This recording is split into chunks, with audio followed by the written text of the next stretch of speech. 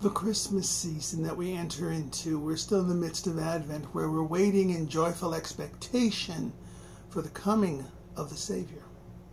That's what we know from church. But if we take a look out our window, we read the newspapers, we watch TV, we get a different story. People are shot, people are kidnapped, terrorism runs amok, people are afraid. People want to be excluded.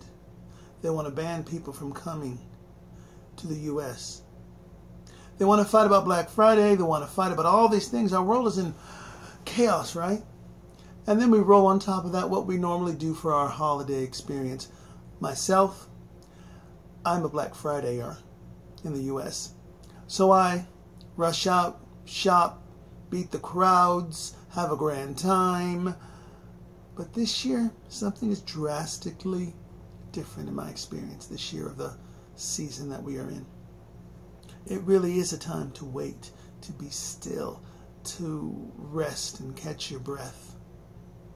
Because I don't know about you, but the world is a very different place.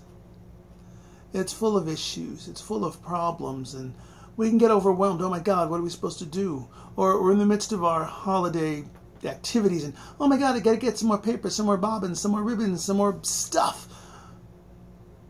But doesn't it feel different this year? Too many things have gone on that kind of make us stop, catch our breath, and wonder, is the world falling apart? Is it the end? What's happening? And so I sat, and what came to me was remembering people, enjoying people's memories, enjoying just recalling happy moments. Like the hat that I'm wearing, it's called the Bonnet Espagnol, or it's simply a beretta. This is the Spanish version without the pom-pom. I didn't like the frilly pom-pom, so I had him leave it off. And it's black and it's trimmed in purple. Purple is to honor a dear friend of mine who has transitioned. I can hear her now, Father Jesse, and she would go on. She would have some pearls of wisdom for me. But invariably, they all caused me to stop and take a breath. That was the beauty of that person. Wonderful, wonderful, wonderful. So I recommend and suggest, as you move in and out of the rest of your holiday preparations, and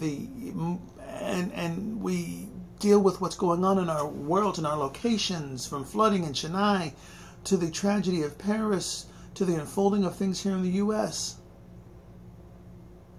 And maybe things are going on in your world, in your place. Uncertainties, flooding, rain, who knows? Maybe it's time we take a moment to be still and to remember things. To remember some dear friends of mine who have been married, 15 years now. I celebrated with them when I was in the Philippines.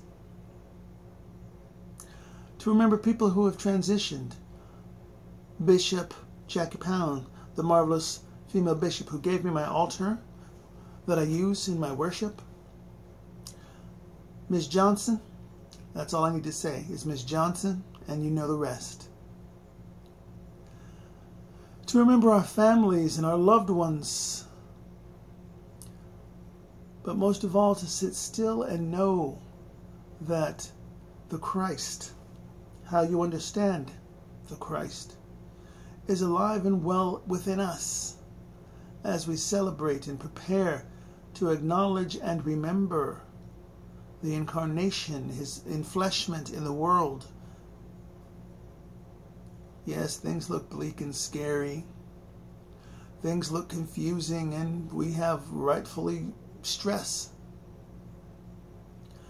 But it is when we stop and breathe and remember that we know God is present. Everything else we can handle. With our friends and those who are around us, we can take care of things. So be still this Christmas. In the midst of your hustle and bustle, please do enjoy it. But in the midst of that, take a moment to breathe. Be still and know that God is present. Thank you.